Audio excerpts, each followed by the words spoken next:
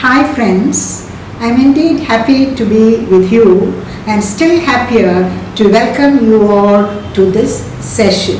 As I always tell you, I would rather call it not a session because a session always brings to my mind a regular classroom where there is a teacher and who is all the time imposing all kinds of rules on you. Do this, don't do that, or gives you homework and then you are punished sometimes, you are not able to submit it on time. So all these are problems. So that's why I prefer not to use the word session because of this classroom thing.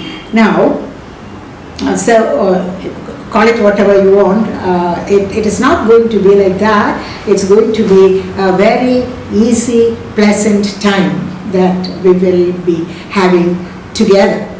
But before that, before we proceed to that, let's recall what we have been doing in the previous class. Do you remember what we have been talking about? I think I do. So if my memory is okay, fine, then I think we've been talking about introducing people. How do we introduce people?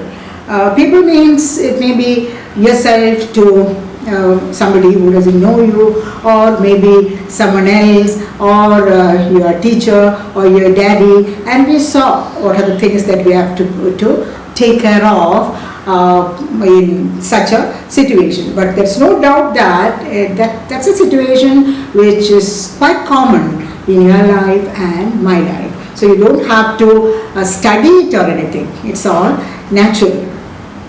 Now, as I told you, in this class, we are going to have a look at requesting.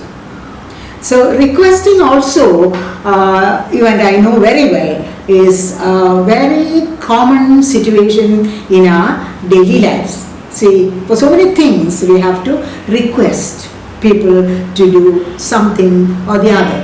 Our request may be granted but may not be granted. That's a different issue. The thing is that we have so many situations where it's most natural. We need to make some request. Now, let's examine this with an example. You want to request what kind of a request? For example, you want to request somebody to close the door. Okay, close the door. How do you put it?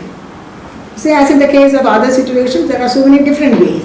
The most commonly used expressions are, would you please close the door? Would you mind closing the door? Please do me a favor, close the door. I'll be happy if you close the door. So there are so many. Any one of this is fine, but it should come naturally.